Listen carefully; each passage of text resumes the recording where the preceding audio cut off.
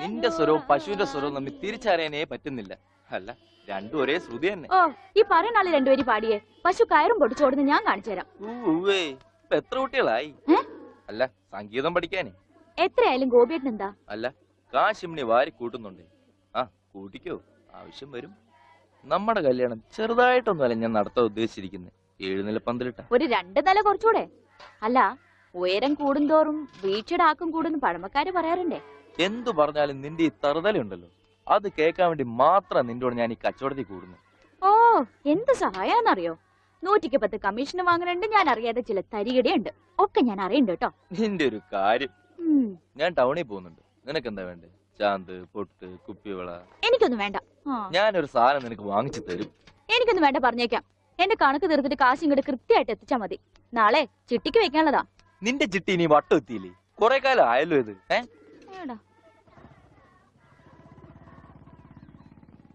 ആ, ഗോപിക്കുട്ടൻ പോയോ മോളെ? അതിനി വൈകുന്നേരം നോക്കിയാ മതി. ബ്ലേഡ് പിരിക്കാനുള്ള ധൃതിയാ അതിന്. പത്രം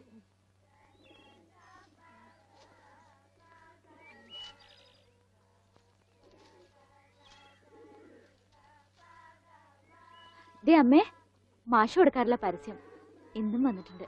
നോക്കട്ടെ.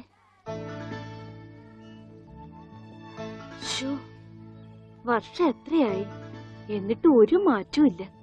അതെങ്ങനെയാ അമ്മേ? ഇത് ഉണ്ണിയേട്ടന്റെ പഴയ ഫോട്ടോ അല്ലേ? അതിനെങ്ങനെയാ മാറ്റം വരിക? ഈ അമ്മയുടെ ഒരു കാര്യം. ഒന്ന് പോടി. ഞാൻ പറഞ്ഞത് മാഷിന്റെ കാര്യം. ഇപ്പോഴിത് മുടക്കാറില്ലെന്ന്, അല്ലാതെ പടത്തിന്റെ കാര്യമല്ല. എന്നാ കേട്ടോ, പടത്തിന് മാറ്റം വരും. പത്മനാഭൻ ഒരു പടം വരക്കാരനെ എങ്ങാണ്ട് ദൂരേന്ന് കൊണ്ടുവന്നിരിക്കുന്നു. ഉണ്ണി ഇപ്പൊ എങ്ങനെ ഇരിക്കണോന്ന് അയാൾ വരയ്ക്കൂത്രേ. പിന്നെ ഇടത്തെ ചെവി ഒരിത്തിരി ചെറുതാട്ടോ. അതെ അതെ അതെ. പിന്നെ മൂക്ക് എങ്ങനെയാന്ന് അറിയണമെങ്കിൽ ഈ മൂക്കിലോട്ട് നോക്കിയാ മതി. ഓ, പിന്നെ കണ്ണും പിരിയും മാഷപ്പോലെ തന്നെയാ. പിന്നെ എന്തെങ്കിലും കള്ളത്തരം കാട്ടിയിട്ടുണ്ടെങ്കിൽ ഈ മാഷയുടെ കൂട്ടൊരു കള്ള നോട്ടവും ഉണ്ട്. നല്ല നെറ്റിയുണ്ടായിരുന്നു. ഈ മുടി ഇങ്ങനെ നെറ്റിയിലേക്ക് വീണ് കിടക്കുന്ന കാണാൻ നല്ല രസമുണ്ടായിരുന്നു. പിന്നെ ആ മുതുകിലൊരു മറുകുണ്ടായിരുന്നു. മുതുകിലെ മറുക എങ്ങനെയാ മോളെ പടത്തി വരയ്ക്കുന്നേ? അതിനെന്താ, ഒരു കറുത്ത കുത്തിട്ടാ പോരെ? ഇവിടെ റെസ്റ്റ്. ഞാനിപ്പോ വരാം. അല്ല, എന്താ ഇത്? മാഷിനെ പഠിപ്പിക്കാൻ വേറൊരു മാഷോ? ആരാ മാഷ ഈ പുതിയ മാഷ്? ഉണ്ണിയുടെ പടം വരയ്ക്കാമെന്ന ആളാ. ഞാൻ ഇന്നലെ പറഞ്ഞില്ലേ? ഓ, ആളാണ് ആർട്ടിസ്റ്റ്.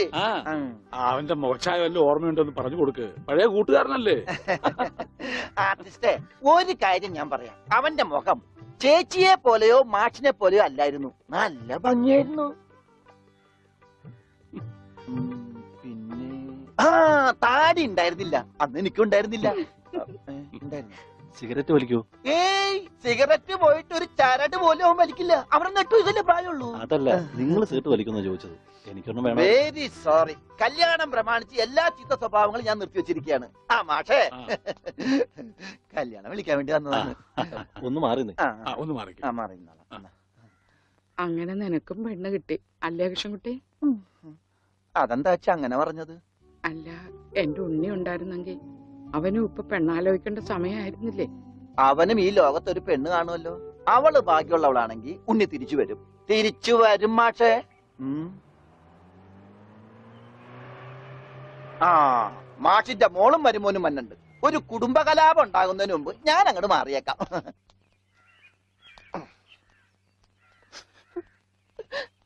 എന്റെ കല്യാണമാണ്, കുടുംബസമേതം വരണം. ഞാനൊരു കല്യാണം കഴിച്ചതിന്റെ പ്രശ്നം ഇതുവരെ തീർന്നിട്ടില്ല. അപ്പോഴാണ് അവന്റെ കല്യാണം. സ്ത്രീധനത്തുക ബാക്കി തരാനുള്ളത് തന്നിട്ടില്ല. എന്നാ പിന്നെ മാസാമാസം അതിന് ഇൻട്രസ്റ്റ് തരാന്ന് പറഞ്ഞിട്ട് അതും തന്നിട്ടില്ല. സ്ത്രീധനം തരാനോ ഇൻട്രസ്റ്റ് ഇല്ല. അതിന്റെ ഇൻട്രസ്റ്റ് തരാനുള്ള ഇൻട്രസ്റ്റ് നിങ്ങൾക്ക് ഇല്ലെങ്കിൽ പിന്നെ അവളുടെ കൂടെ ജീവിക്കാൻ എനിക്ക് എന്തായാലും ഇൻട്രസ്റ്റ്. ഓമനക്കുട്ടാ, തൽക്കാലം നീ അകത്തേക്ക് ചെല്ലേ. ഞാൻ അകത്തേക്ക് ചെല്ലാൻ നല്ല കാര്യമായി. എനിക്ക് അവകാശമില്ലാത്ത വീട്ടിൽ ഞാൻ കാലുകുത്തില്ല. എന്തേ പോവേണ? തീർന്നിട്ടില്ല. ഡോണ്ടു ഡോണ്ടു.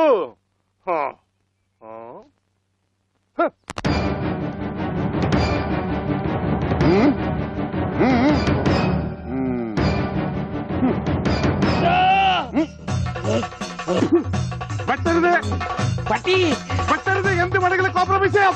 വെട്ടിയാൽ ചോര വരും. ഓടി വരണേ. അയ്യോ അയ്യോ അയ്യോ കൊല്ലരുത്. അയ്യോ, വെട്ടരുത്, പൊറിയും.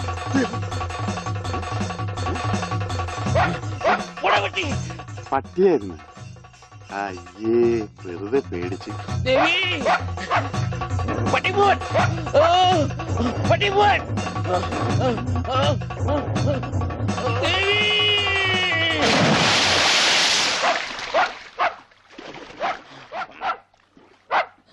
ഒരു പട്ടിപിടുത്തക്കാരനെ കൊണ്ടുവരണമെന്ന് പറയാൻ തുടങ്ങിയിട്ട് എത്ര കാലമായി? ഈ പണ്ടാരം പിടിച്ച പട്ടിക്കാരനെ ഈ കുളത്തിൽ ചാടാനേ എനിക്ക് നേരമുള്ളൂ. അതെനിക്കറിയായിരുന്നു. ആ അതല്ലേ വെളിച്ചപ്പാടിനെ കല്യാണം വിളിക്കാൻ ഞാൻ ഇവിടെ തന്നെ കാത്തിരുന്നത്. ഇങ്ങോട്ട് കേറി വാ, കല്യാണക്കുറി തരാം. ഇപ്പൊ ഒന്നാ ശരിയാകത്തില്ല. ആ നായന്റെ മോൻ ഈ പരിസരത്ത് എന്നെ കാണും. ആണോ?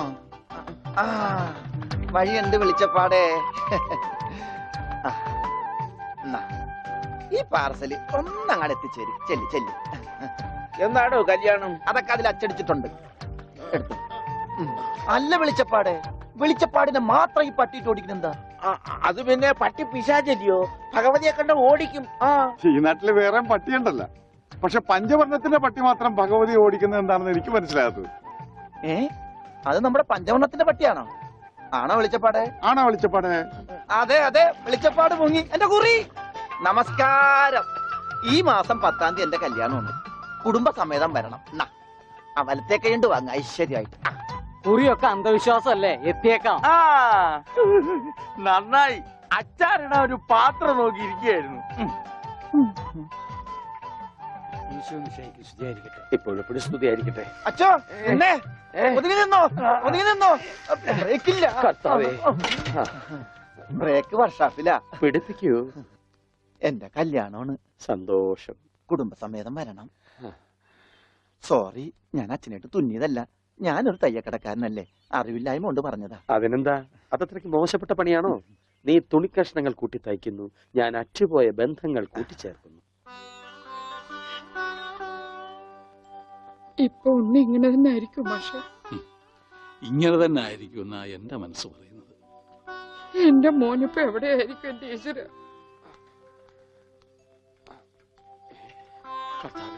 ഈ വീട്ടിൽ എന്ത് പറ്റി? മാഷേ, എന്നതാ എന്നതാ ഒരാൾക്കൂട്ടം? എന്താ അച്ഛോ സൈക്കിളും ചുമന്നോണ്ട്? സാധാരണ സൈക്കിളാണല്ലോ അച്ഛനെ ചുമക്കാറുള്ളത്. കർത്താവായ ഈശോ, ഇതിലും ഭാരമുള്ള ഒരു മരക്കുരിശ് ചുമന്നെങ്കിൽ ഒരു സാധാരണ വികാരി ഇരുമ്പ് സൈക്കിളെങ്കിലും ചുമക്കണ്ടായോ മാഷേ? അല്ല, ഈ വീലിന് എന്ത് പറ്റി? ഓ, എന്നാ പറ്റാൻ? മുൻ ചക്രം അലോഷ്യസ് തല്ലി തകർത്തു, പിൻചക്രം ആ പത്രോസും. അതെന്താ കാര്യം? അതിനെ കുറിച്ചൊന്നും പറയണ്ട. ഒരു കുടുംബം നന്നാക്കാൻ പോയ എനിക്ക് സ്വന്തം സൈക്കിള് നന്നാക്കേണ്ട ഗതികേട് വന്നു. എന്നതാ ആൾക്കൂട്ടം? അച്ഛോ, ഞാൻ നമ്മുടെ ഉണ്ണിയുടെ പടം ഒന്ന് വരപ്പിക്കുക. സൈക്കിള് പോയി. അതല്ലേലും പോയി.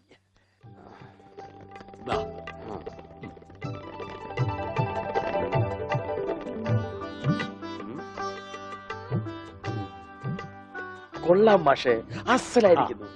ഇനി ഈ പടം വെച്ച് പത്രത്തിൽ ഒരു പരസ്യം കൊടുക്കണം.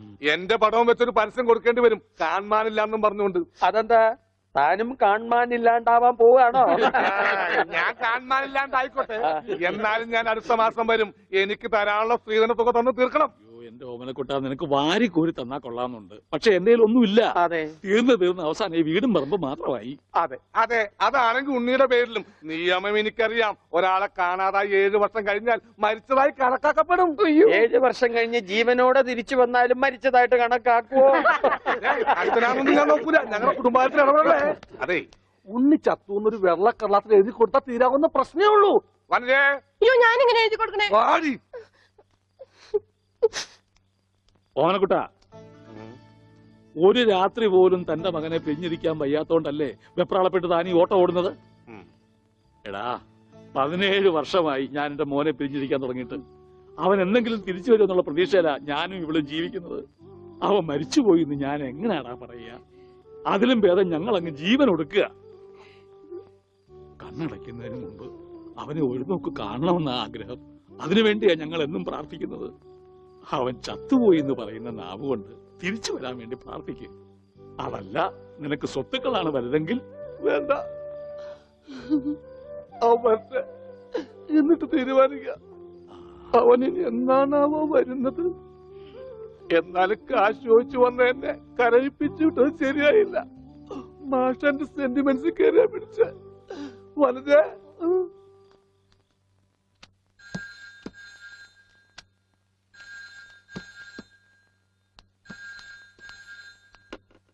Hello, Mundur post office.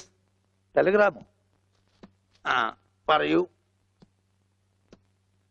To Padmanabhan master, താഴത്തെ വീട്, മുണ്ടൂർ PO. ആ മെസ്സേജ്.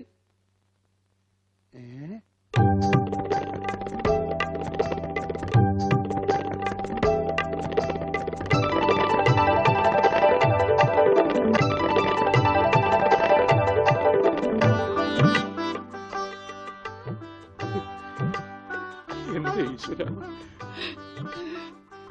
എന്നാ നേരാണോ മാഷെ?